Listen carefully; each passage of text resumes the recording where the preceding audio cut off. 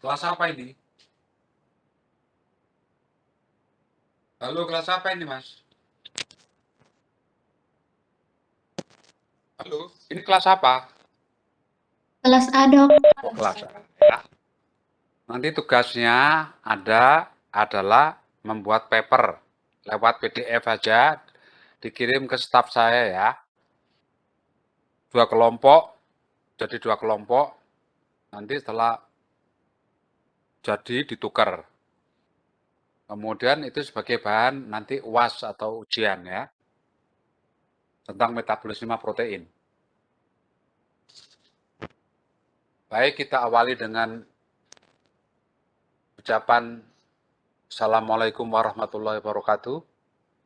Om Swastiastu, Namo Buddhaya, salam kebajikan, dan salam sejahtera untuk kita semua ya.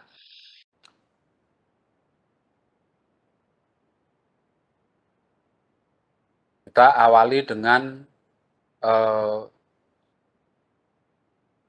tentang metabolisme protein ya, bahwa metabolisme protein ini begitu pentingnya di dalam tubuh organisme ya, baik hewan maupun tumbuhan juga manusia ya.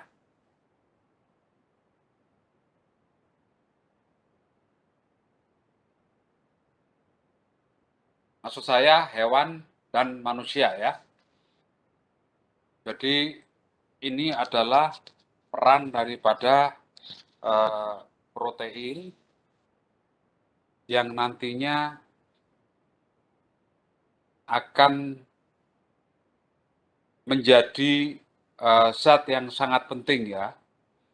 Jadi bagaimana nasib protein ketika masuk di dalam saluran pencernaan ya, yang dikunyah atau dengan gerakan mulut yang mekanis, akhirnya masuk ke lambung ya.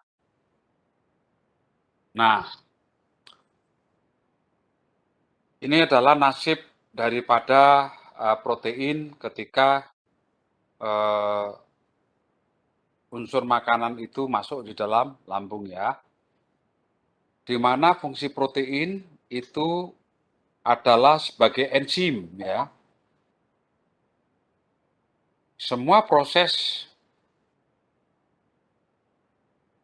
di dalam tubuh yang mana peran enzim itu adalah merupakan komponennya adalah protein ya. Semua reaksi ada dalam tubuh ya. Yang kedua adalah sebagai hormon. Ya, jadi itu merupakan juga fungsi dari protein. Yang ketiga sebagai alat transport ya, di dalam darah. Misalnya adalah transferin atau transport zat aktif. Juga sebagai transport daripada kolesterol ya. Yang kemarin sudah kita jelaskan, ada lipoprotein ya, karena ada unsur proteinnya itu yang bisa mendistribusikan lipid ke seluruh tubuh melalui apa yang dinamakan lipoprotein ya. Yang berikutnya mempertahankan keseimbangan asam dan basa dalam cairan tubuh ya.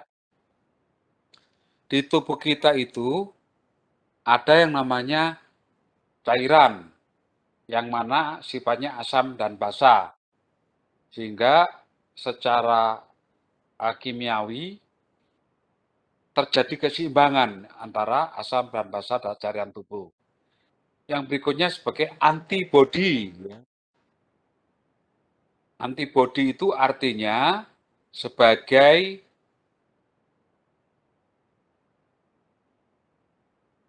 imunoglobulin, ya, sebagai tentara di dalam tubuh Anda jika suatu saat tubuh Anda kemasukan dari berbagai antigen atau bakteri maupun virus ya. Yang berikutnya lagi bagian dari struktur jaringan adalah organ.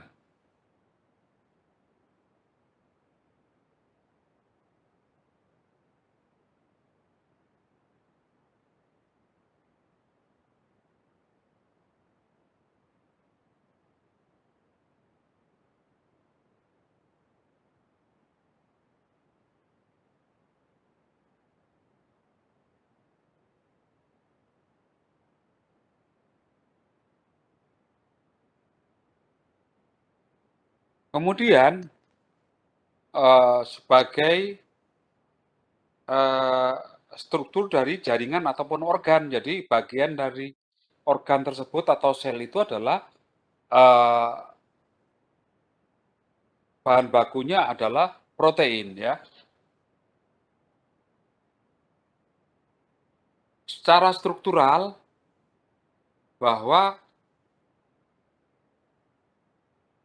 protein merupakan pembentukan dari kolagen ya. Kemudian keratin dan lain sebagainya ya. Secara fungsional tadi disampaikan bahwa protein merupakan salah satu peran yang dilakukan oleh protein adalah sebagai enzim ataupun hormon ya.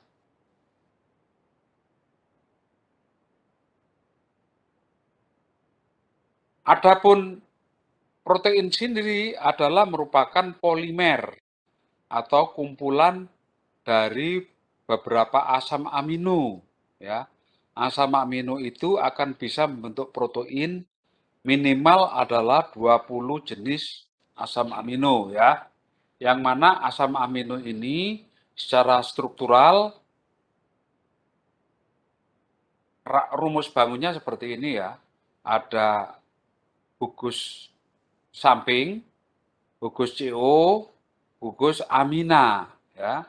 Dan gugus-gugus ini yang menentukan nama maupun bentuk daripada protein sendiri itu ditentukan oleh ikatan R-nya itu, ikatan sampingnya itu ya, yang akan membentuk dari apa yang namanya asam aminonya, nah seperti itu ya. Jadi ini adalah merupakan komponen terkecil daripada protein ya. Yang jadi ciri khasnya adalah adanya gugus amino ya. Makanya dikatakan di sini asam amino ya. Nah, ini di tengahnya itu adalah kerangka karbonnya ya. Ingat, dalam metabolisme itu yang paling punya peran adalah gugus aminonya dan kerangka karbon ya.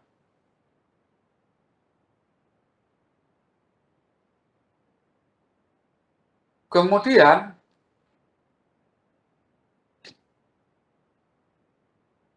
kok ada gitu Mbak, kok bergerak itu?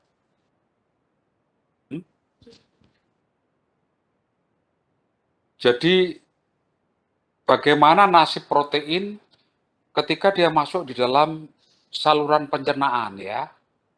Di dalam mulut belum terjadi perubahan apa-apa ya. Ketika masuk di dalam lambung, maka di sana ada enzim ya. Enzim itu sendiri adalah protein ya. Bahwa pepsin inilah yang akan merubah protein ya di dalam lambung ya.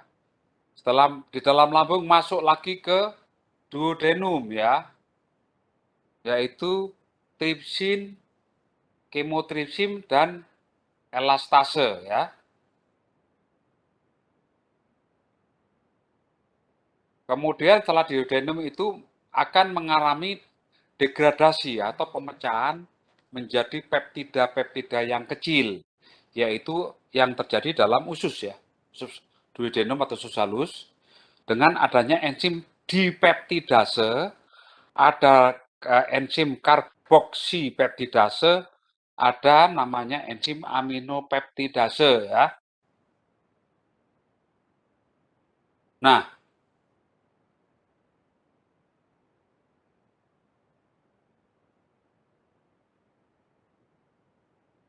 peptida kecil ini begitu dipecah lagi atau didegradasi lagi akan menghasilkan yang disebut dengan asam amino ya. Jadi merupakan molekul yang paling kecil setelah terjadi pemecahan dari protein ya. Tentunya juga ada dipeptida dan tripeptida ya. asam amino itu bisa dikatakan monopeptida ya. Nah, kemudian di dalam darah asam amino setelah disedot atau diserap absorpsi oleh usus, maka akan diserap oleh darah dan distribusikan ke seluruh tubuh. Nah, seperti itu.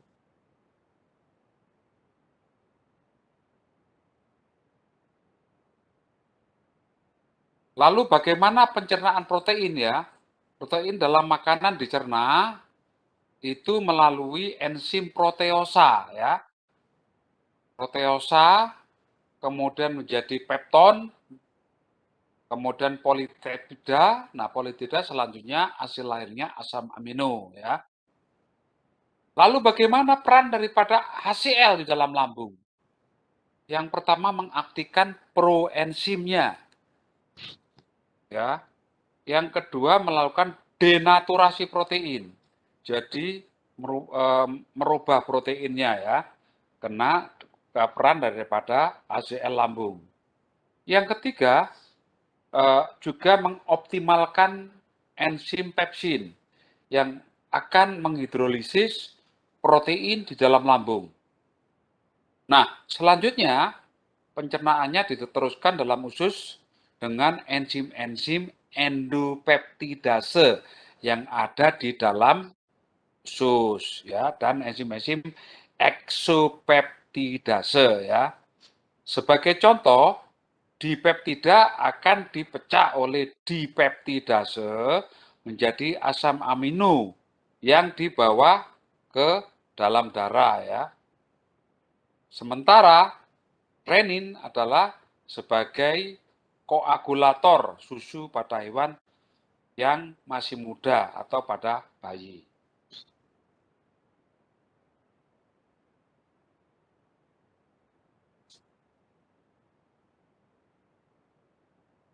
Nah, kita lihat daftar asam amino penyusun protein ya. Di sini ada dua golongan. Golongan yang esensial adalah arginin, histidin, isoleusin, dan selanjutnya adalah valin. Ada kurang lebih 1, 2, 3, 4, 5, 6, 7, 8, 9, 10 ya. 1, 2, 3, 4, 5, 6, 7, 8, 9, 10, 11. Ya. Kemudian yang non-esensial, ini ada alanin, asparakin, sampai dengan hidroksiprolin. Ya. Ini merupakan daftar asam amino sebagai penyusun protein. Ya. Nah, bagaimana bisa terbentuk protein kalau minimal adalah jumlah asam aminonya itu 20 baru bisa terbentuk protein. Dan di situ biasanya gabungan ya.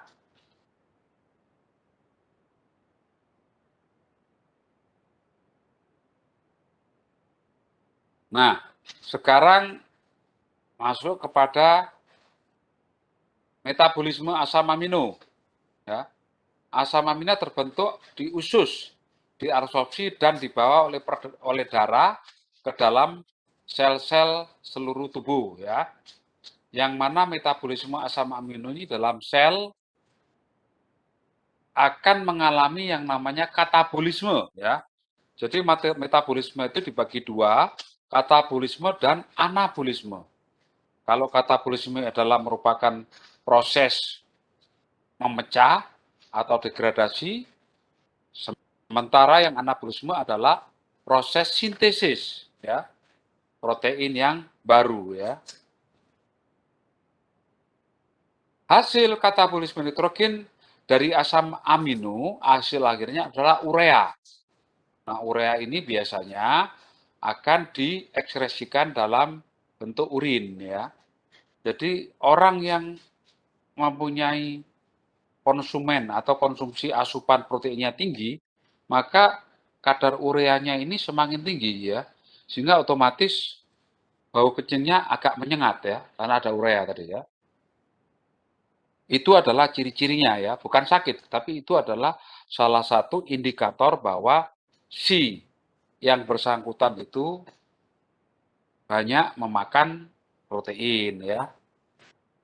Yang kedua, katabolisme kerangka karbon, asam amino ya, yang akan menghasilkan senyawa amfibolik ya.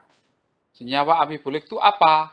Yaitu senyawa yang ada unsur alfa karbonnya ya. Itu yang akan dilanjutkan ke ke proses siklus Krebs ya.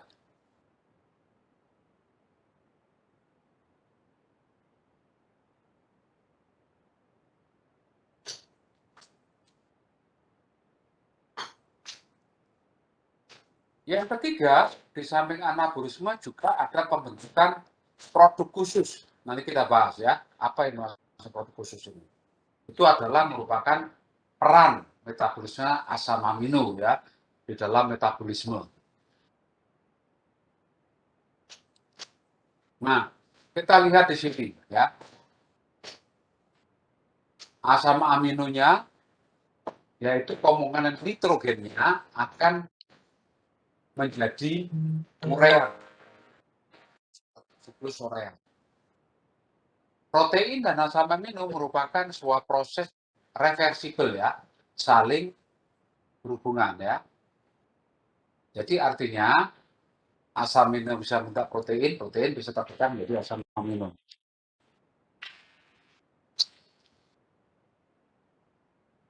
Ya, Ju. Ya sudah ke rumah sakit katanya dulu. Wis arep ini rumah sakit siang Wisnu. Belum mau jalan. Kan jam 15. Jam 15 kan. Tahun sampean. Ya. Iya. Iya, Ci.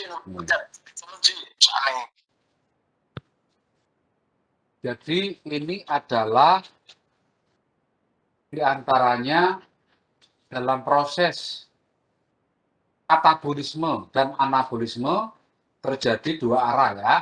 Kemudian demikian juga pada senyawa antibolik ya, yaitu juga dua arah, bisa membentuk asam amino atau sebaliknya. Nah, yang berikutnya adalah produk khusus ya, nah seperti ini. Ini akibat dari adanya kerangka C. Nah, kerangka C-nya ini adalah membentuk senyawa amfibolik ya. N-nya membentuk urea dalam bentuk siklus urea. Nah, senyawa amfibolik ini secara otomatis akan membentuk energi ya.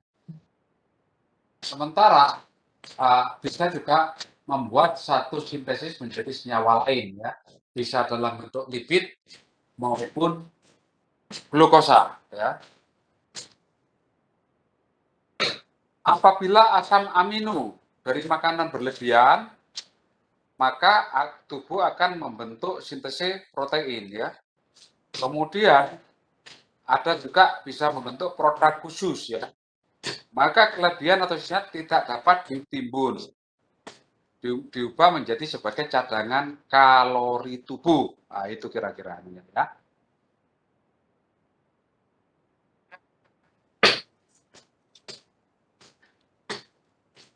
Nah, ini adalah pada keadaan asam amino dari makanan yang berlebihan ya. Yang pertama akan terbentuk sintesa protein. Dan yang kedua akan membentuk atau sintesa produk khusus ya. Contohnya di sini adalah serotonin. Nah, nanti akan ditunjukkan di dalam slide lain ya.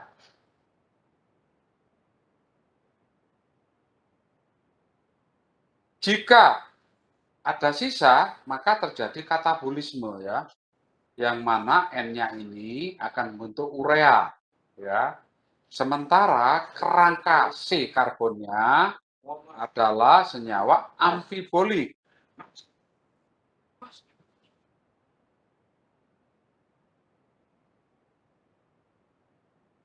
Amfibolik ya itu merupakan anggota dari proses siklus asam sitrat ya, yaitu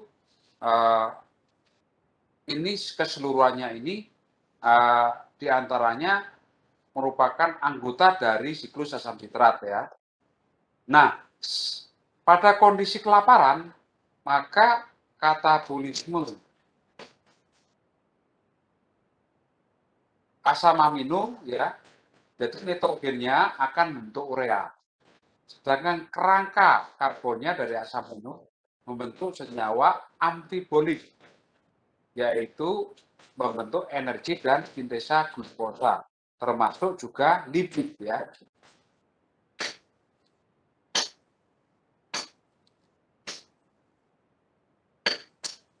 Nah, sekarang masuk kepada keseimbangan nitrogen. Protein dalam tubuh itu bersifat dinamis ya, selalu berubah dinamis itu, di mana selalu ada kegiatan atau proses sintesis dan degradasi. Dengan mengukur jumlah nitrogen yang masuk dan keluar, dapat diperkirakan kondisi metabolisme protein tubuh oleh karena nitrogen dalam tubuh, yaitu terutama pada protein ya. Nah, seperti ini. Nitrogen yang masuk bisa lewat dalam makanan. Sementara nitrogen yang keluar bisa lewat urin, keringat, dan feses ya. Itu kira-kira ya.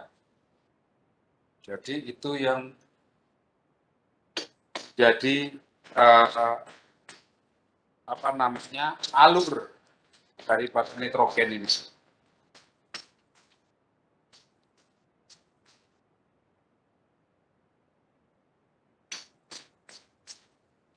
Keseimbangan nitrogen yang disebut dengan istilah positif ya, bila N yang masuk di dalam tubuh lebih besar dari N yang keluar dari tubuh ya, nitrogen yang keluar dari tubuh, yaitu sehingga di dalam metabolisme sintesisnya, aktivitas sintesisnya lebih besar daripada katabolismenya asam aminonya.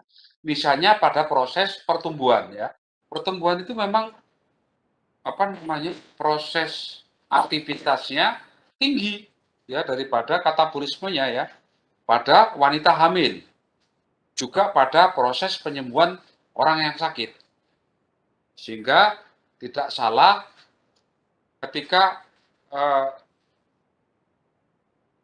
manusia terpapar oleh COVID, di dalam proses penyembuhan itu diperlukan vitamin-vitamin untuk mengkatalisa dari proses penyembuhan tadi ya, yaitu memperbaiki recovery-nya itu ada proses metabolisme yang memang dikatalisir oleh enzim. Nah, seperti itu ya. Yang kedua, ada keseimbangan nitrogen tubuh yang negatif. Ya, berarti katabolismenya aminonya lebih besar dari sintesa protein. Ini terjadi pada siapa? Pada saat kita kelaparan ya. Atau yang kedua saat kita sakit.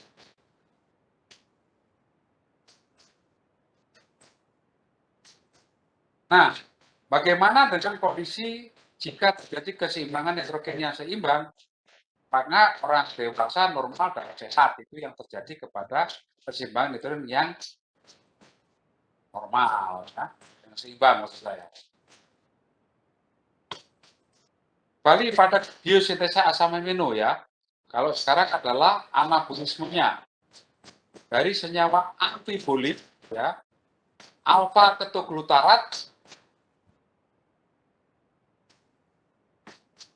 diberikan gugus amin maka menjadi glutamat dan glutamat akan menjadi glutamin ya. Pirufat akan menjadi alanin ya. Oksaloasetat akan menjadi asetat asparagin. Difosfoglycerat menjadi serin ya. Dari asam amino non esensial yang lain, maka glutamat menjadi prolin dan hidroksiprolin. Glisin menjadi serin.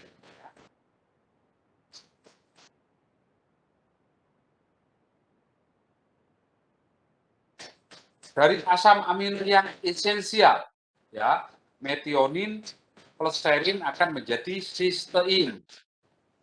Enilalanin akan menjadi tirosin. Insin akan menjadi hidroksigisin. Ya. Nah, sekarang kita lihat skemanya seperti ini ya. Jadi proses-proses katabolisme itu seperti ini ya. Bahwa ini ada asam alfa amino ya. Yang mana asam alfa amino ini melalui proses transaminasi ya. Ini melepaskan itu melepaskan amin di dalam alfa asam alfa keto menjadi glutamat ya. Dan asam glutamat ini juga melepaskan aminanya juga menjadi asam alfa keto glutat dan sebaliknya. Ini kan. Ini kita lihat ini ya. Kalau dia melepaskan amin maka menjadi alfa keto glutarat ya. Nah, NH3 ini dengan CO2 akan menjadi urea. Ya. Hasil akhir dari organisme ureotelik ya, yaitu pada mamalia, maka transaminasi itu akan menjadi urea. Sementara pada organisme urigotelik ya, yaitu reptil dan burung menjadi asam urat. Yang ketiga, organisme yang amon nitelik, maka transaminasinya menjadi amonia ya, yaitu terjadi pada ikan yang bertulang.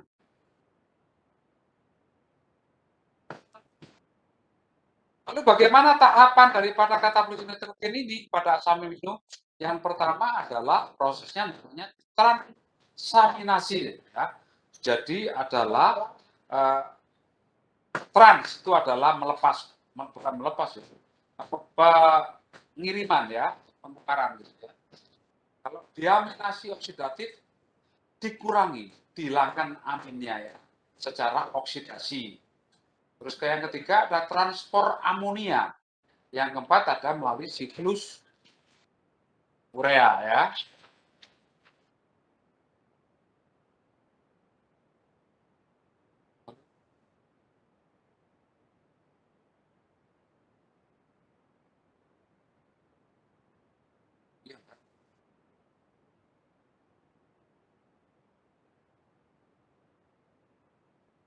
Saya sudah berarti kan sudah janjian. Ketemu dokter Firman. Ya tanya di sana, nggak tahu saya.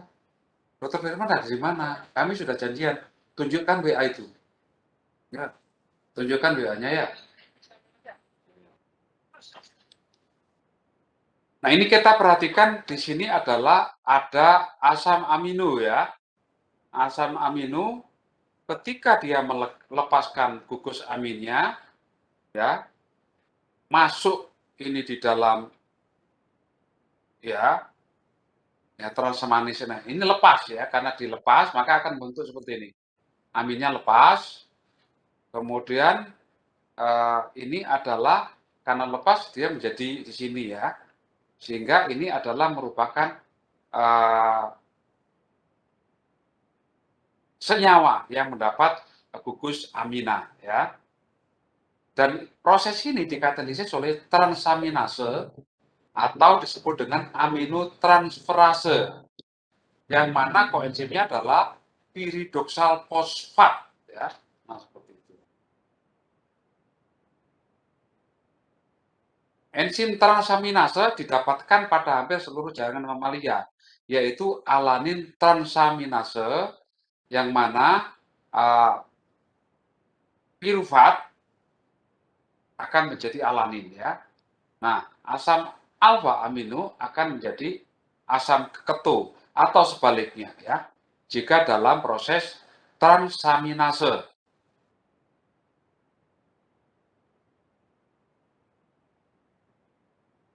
Ini mana, Pak? Tambahan ini ya. Pak? Ini apa ini? Hah? Oh. Lalu yang kedua adalah glutamat transaminase.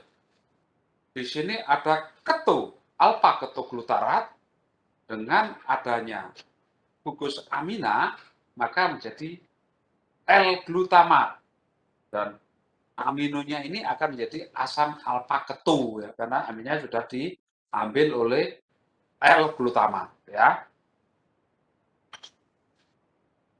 Jadi yang ini karena ini jadi begini, terus yang ini ya apa namanya asam karena ini lepas maka menjadi asam alfa ketu ya. Praktis semua N asam amino yang dikatabolisme akhirnya menjadi bagian dari asam amino glutamat ya. Hal ini penting karena proses diaminasi oksidatif ya, yaitu oksidasi yang paling cepat pada mamalia dari asam amino glutamat.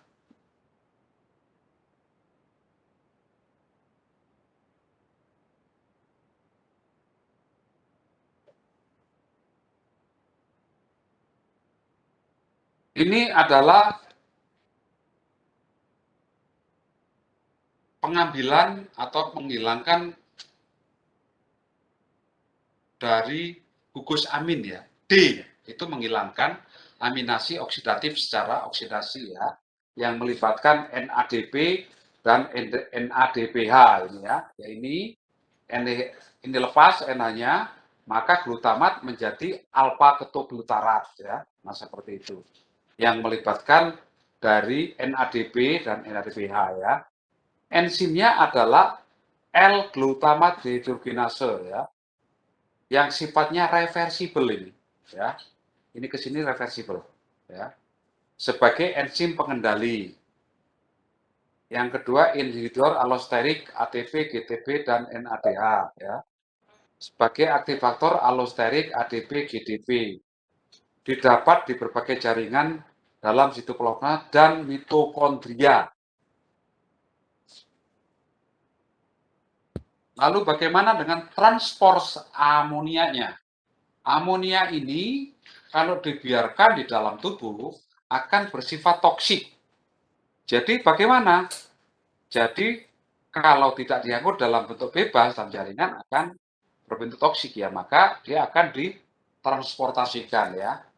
Mekanisme utamanya adalah terjadi pada sebagian besar jaringan.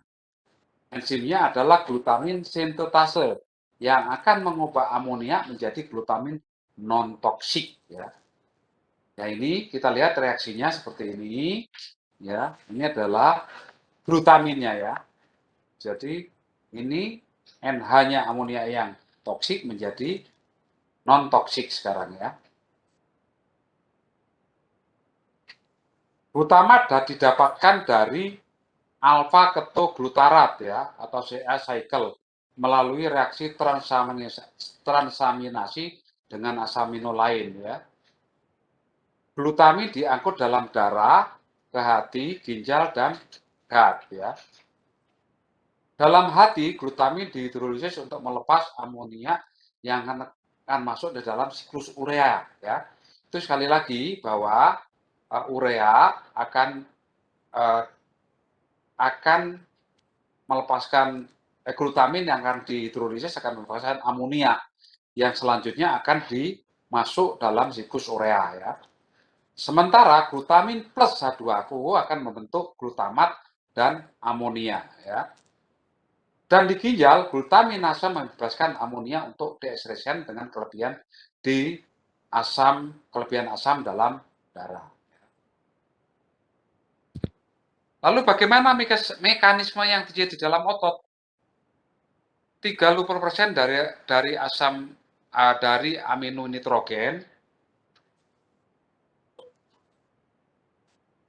yang dibentuk dari katabolis protein dikirim ke hati sebagai alanin ya. Nah, siklus glukose akan menjadi alanin ya.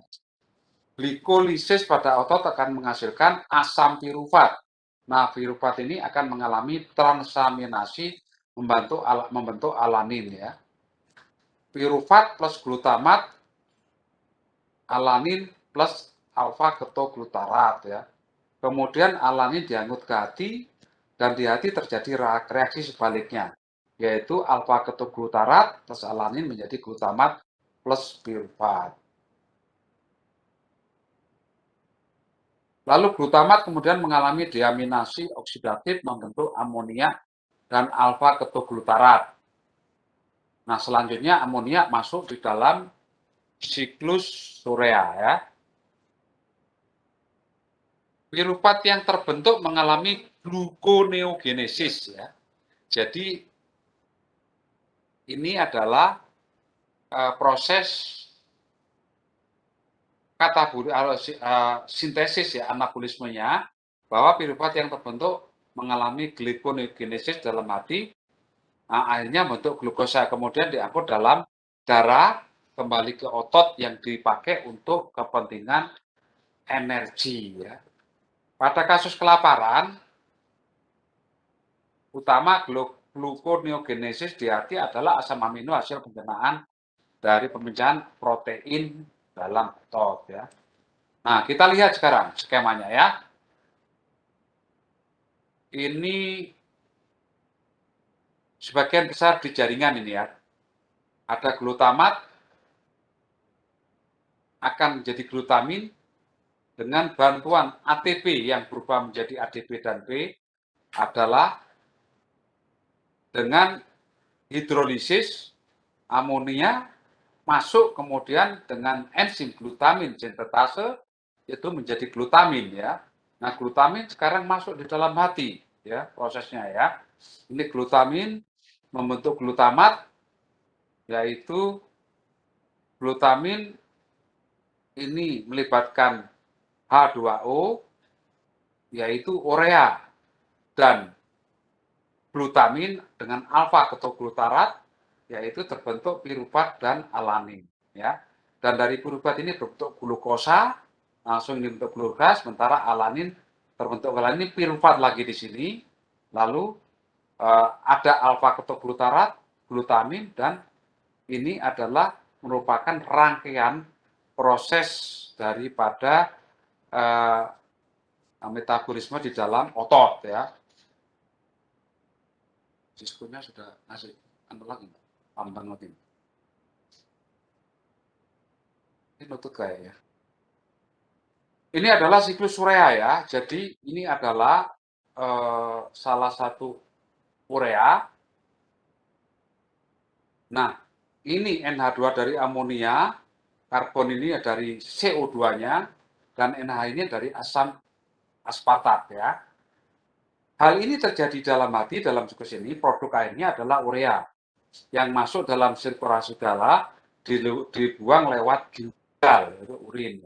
Termasuk reaksi hidrokoniknya adalah 1 mol urea akan memerlukan 3 mol ATP.